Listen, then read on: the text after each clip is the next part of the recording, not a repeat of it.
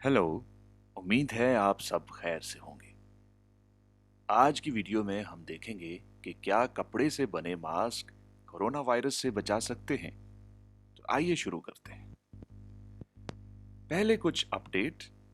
दुनिया में वायरस से मुतासर होने वाले अफराद की तादाद 3 मिलियन से ज्यादा हो चुकी है, जिनमें से 2,25,000 अफराद वफात पा चुके हैं, जबकि सेहतयाब होने वाले अफराद की तादाद 9,86,000 है।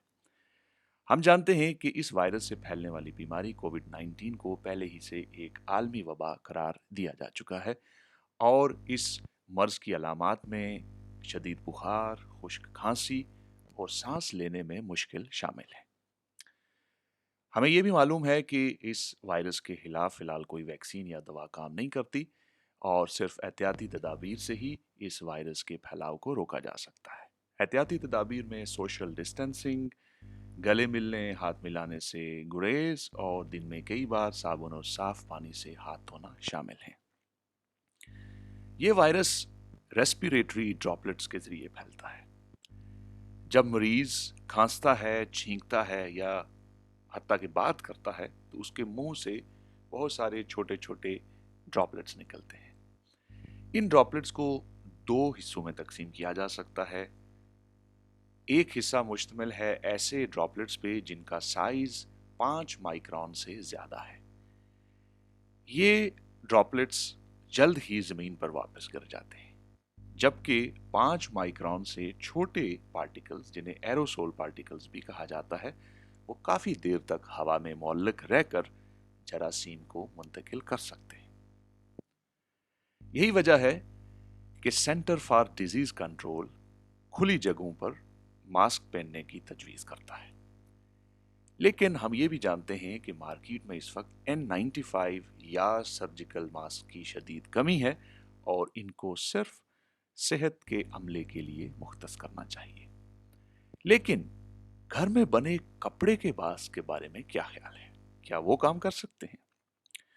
हाल ही में ACS नैनो के अंदर एक रिसर्च पब्लिश हुई है, जिसके मुताबिक एक अच्छी खबर है कि कपड़े से बने मास्क भी वायरस के खिलाफ मुफीद साबित हो सकते हैं। इस रिसर्च के मुताबिक अगर मास्क 3 तहों पर मुश्तमिल है, जिसमें से पहली तह कॉटन की और बाकी 2 तहें शिफॉन से बनी हों, तो तकरीबन 80 से 99% तक एरोसोल पार्टिकल्स उसमें रुक जाते हैं। साइंसदानों ने यह भी देखा है कि दूसरी और तीसरी तह को नेचुरल सिल्क यानी रेशम और फ्लैनल से भी तब्दील किया जा सकता है और हत्ता कि कुछ हालतों में आप इसको कॉटन से भी रिप्लेस कर सकते हैं। तो इस तरह से पता चला कि अगर एक मास्क 3 तहों पर मुश्तमिल है तो वो काफी इफेक्टिव साबित हो सकता है।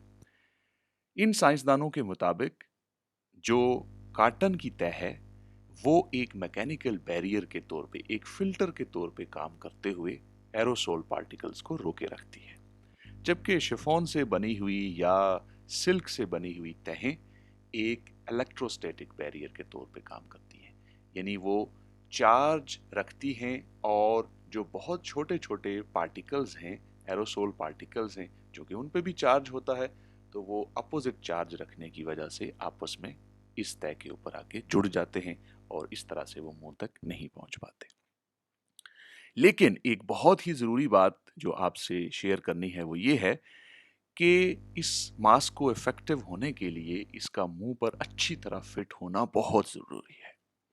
अगर 1% भी गैप रह जाए मुंह और मास्क के बीच में, तो मास्क की एफिशिएंसी तकरीबन 50% या उससे भी कम हो सकती है। लिहाजा मुंह पे मास्क का फिट होना निहायत जरूरी है। बहुत शुक्रिया।